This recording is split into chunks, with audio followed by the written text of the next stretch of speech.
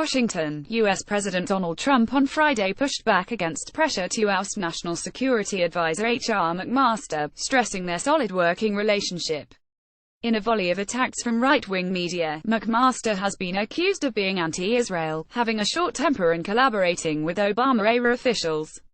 "General McMaster and I are working very well together. He is a good man and very pro-Israel. I am grateful for the work he continues to do serving our country," Trump said in a statement.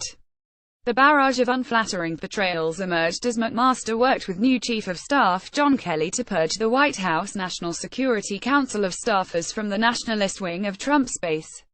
Trump on McMaster.twitter.com VJs2S4V, Glenn Thrush at Glenn Thrush August 5, 2017. Earlier in the week, Ezra Cohen-Vatnik, one of Trump's top intelligence directors, was the latest person to be fired in a string of shakeups at the White House and National Security Council.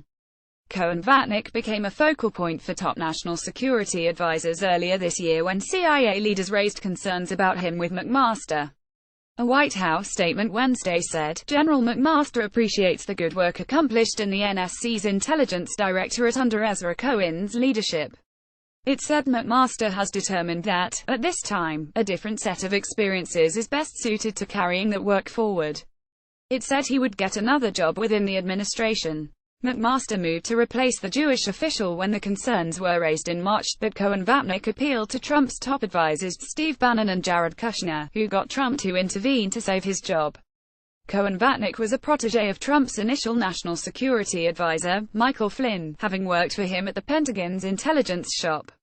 In this February 13, 2017 file photo, the National Security Advisor Michael Flynn in the East Room of the White House in Washington.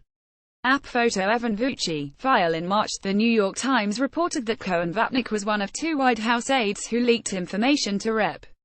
Devin Nunes, Arcaloff, the chairman of the House Intelligence Committee, that Nunes and the White House apparently hoped would vindicate Trump's claim in February that Barack Obama had eavesdropped on him.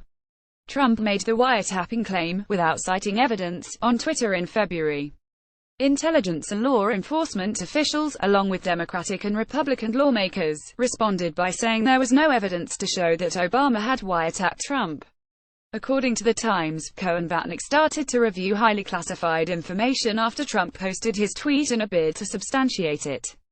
He and a colleague, Michael Ellis, formerly a staffer on the House Intelligence Committee, then contacted Nunes, who was on Trump's transition team.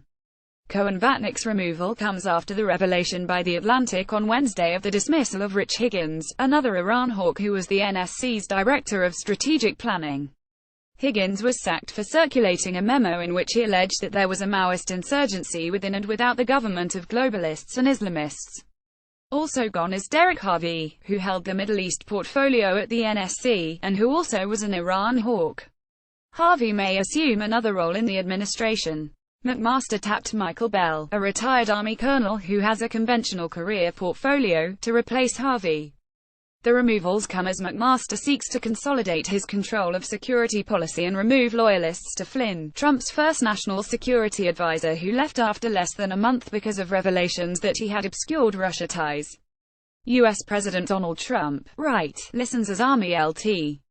Gen. H.R. McMaster talks at Trump's Mar-a-Lago estate in Palm Beach, Floride, February 20, 2017. App photo Susan Walsh. Notably, however, all three differ sharply from the relatively moderate Iran policy espoused by McMaster.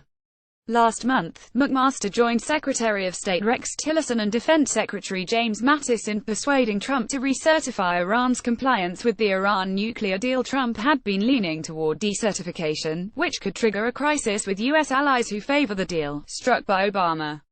The deal trades sanctions relief for a rollback of Iran's nuclear program.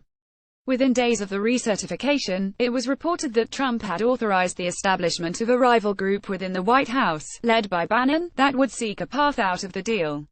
Like us on Facebook, get our newsletter, follow us on Twitter.